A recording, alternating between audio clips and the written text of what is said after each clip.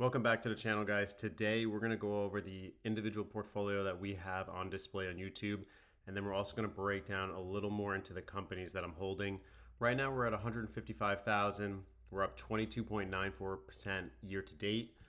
The S&P 500 is about 14.47%. So we're going to take a look into that.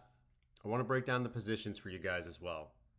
So taking a look here, Alibaba, we're up 82%, $1,400.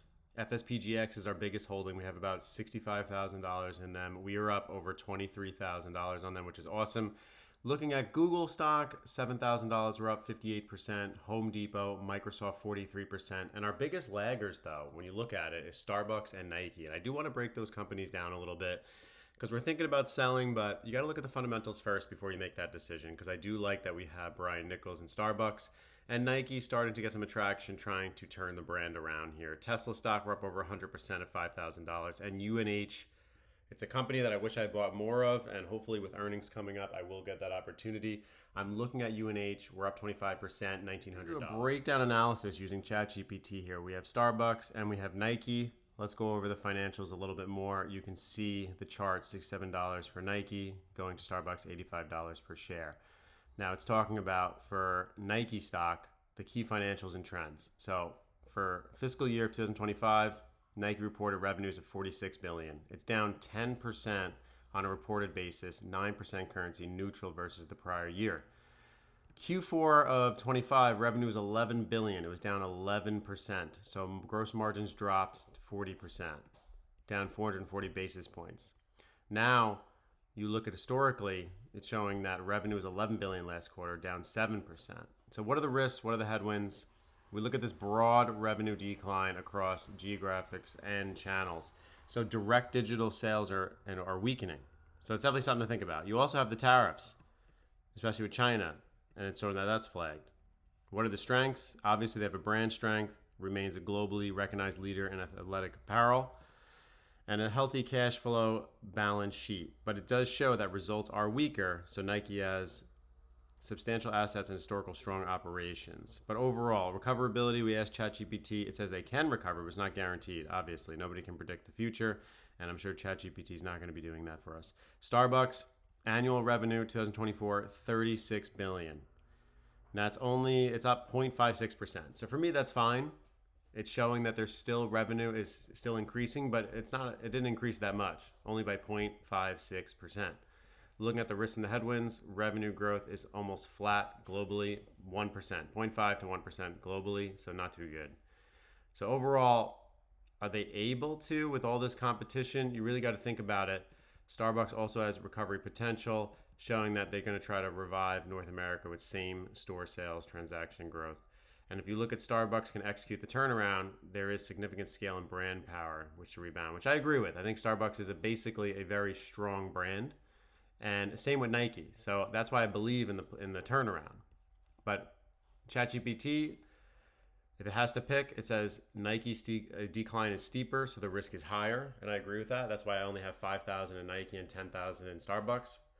And it shows Starbucks seems closer to stability, flat growth rather than steep decline, so perhaps a lower risk recovery path. So real quick, Nike's trading is $67 per share right now. Dividends, earnings, when you look at this, the current dividend is 2.37% compared to the market median at 2.88%. Now, I wouldn't mind that, but the company, the share price is not appreciating. So basically, every share that you own, if you have one share at $67, the dividend amount is 0.4, so 40 cents. So not bad. Ex-dividend date pays on September 2nd, so we already received that. But looking at the earnings, this is what I'm trying to really focus on here. You have Q2 2024, Q3 2024, and then so on. If you watch it, it's been trending down. So looking at the actual estimate, which is in gray, and then the blue, which is the actual, what they actually did, you could see here that 63 cents was the estimate in Q2 2024, and they hit 78 cents. But now it has just decreased over time. We're back to 27 cents, and now actual is 49 cents in Q1. So yes, they did beat in Q1 of 2025.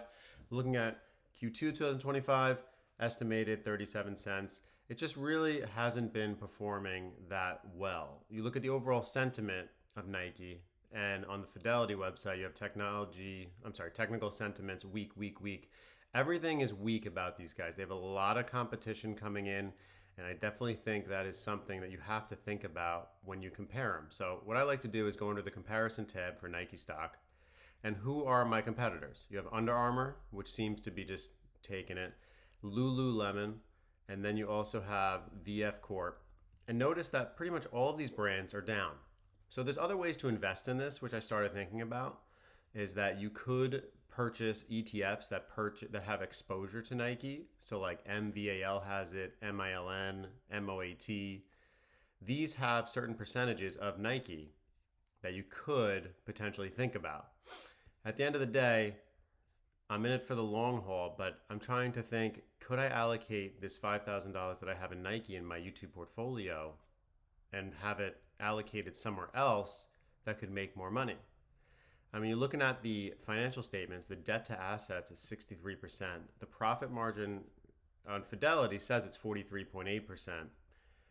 But it just seems as if right now their margins are getting squeezed. They have more competition, so it is definitely something to think about. The next stock that I really think you need to consider is Starbucks. I've been adding on these dips. Starbucks, we've been adding. And when it comes to Starbucks, the reason I'm staying in this company is because we have Brian Nichols as the head CEO. Now, this guy, if you don't know who he is, was part of Chipotle, and Chipotle did very well. So for me as an investor, thinking long-term in the YouTube portfolio, I like to think about who's at the head and who's running the show. So for me, I would have sold Starbucks if it wasn't for him, but now that he is in office, that I just feel like we have a chance here. So what am I getting for my $10,000 at Starbucks? I am getting a 2.91% dividend, so I like that. I'm also, compared to the market median, at 2.88%, so I'm okay with that. We have a strong dividend.